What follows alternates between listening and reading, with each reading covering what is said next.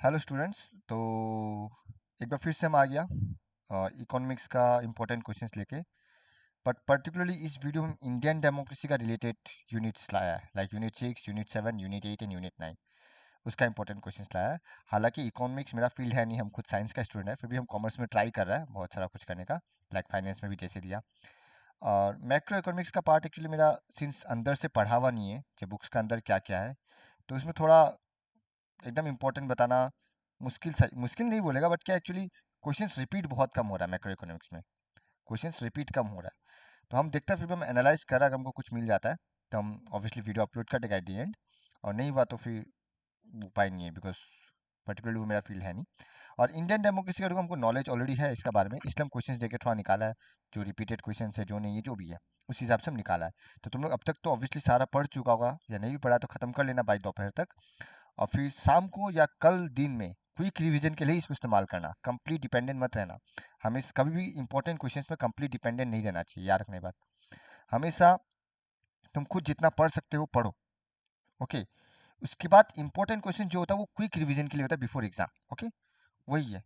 It doesn't mean जो सिर्फ यही पढ़ के जाना है, ये हमेशा याद रखना। हाँ, तो ये इंपॉर्टेंट क्वेश्चंस का आदत मत डालना जब हम सिर्फ इंपॉर्टेंट क्वेश्चन देख के ही जाएगा, वो कभी मत करना वैसे। चलो कंटिन्यू करते हैं, हम बता देते क्या है इंडियन डेमोक्रेसी में। तो ये देख सकता है, डिफाइन द फॉलोइंग में ये तीन दे सकता है। फिर एक why and handicrafts, wait a second, why Indian handicrafts decline during British rule, ये 3 या 5 मार्क के देख सकता है।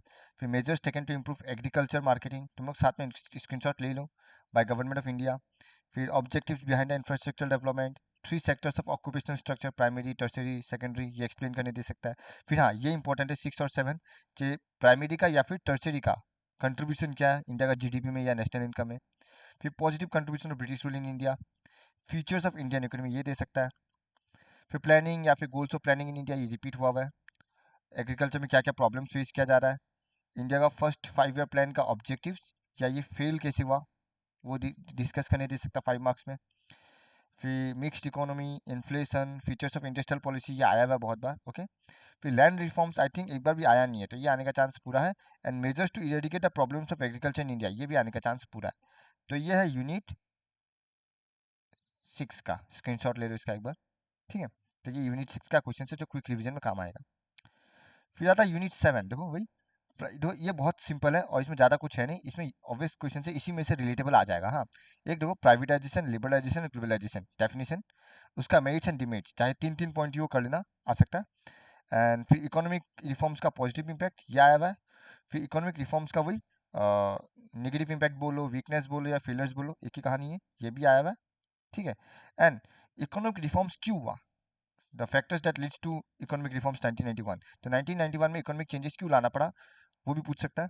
And privatisation and liberalisation and globalisation, इसमें क्या क्या रिफॉर्म्स लाया गया, क्या क्या चेंजेस लाया गया सर था, वो 2 या 3 पॉइंट पढ़ लो, एग्जाम में दे सकता है।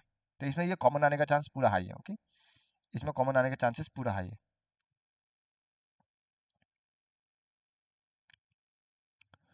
फिर यूनिट 8, आई थिंक इससे ये ज़्यादा स्कोरिंग वाला सब्जेक्ट है, ज़्यादा वेटेज है इस टॉपिक का। पहला, causes responsible for poverty in India, तो तुम अगर देखिएगा पीवाईक्यू, ये वाला पार्ट यूजुअली रिपीट हुआ ही है।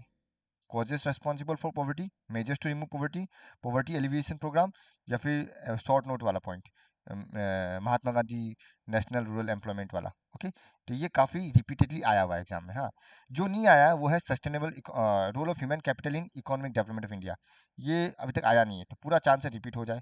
फॉर्मल वर्सेस इनफॉर्मल, ये आया हुआ है। फिर ग्लोबल वार्मिंग का ऊपर शॉर्ट नोट लिखने दे सकता है, या उसका रिलेटेड लाइक कॉजेस या कॉन्सिक्वेंस, और उसका इकोनॉमी, उसका क्या इफेक्ट पड़ता है इकोनॉमिक डेवलपमेंट में, इकोनॉमिक डेवलपमेंट का क्या असर पड़ा अपना रिसोर्स में। ओके, तो ये क्वेश्चंस दे सकता है, तो ये पर्टिकुलरली देख लेना। बचा यूनिट 9, ये काफ़ी कॉमन क्वेश्चन है, इसमें डायरेक्ट है, इसके अलावा कुछ हम देखा नहीं आते हुए।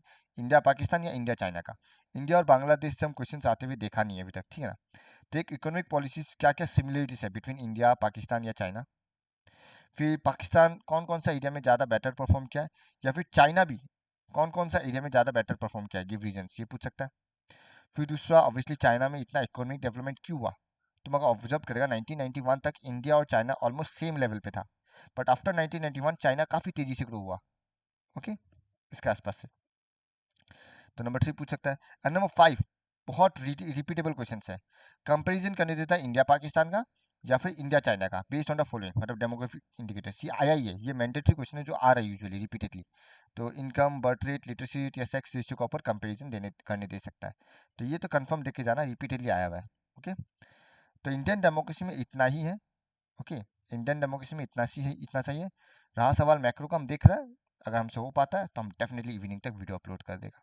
Okay, thank you.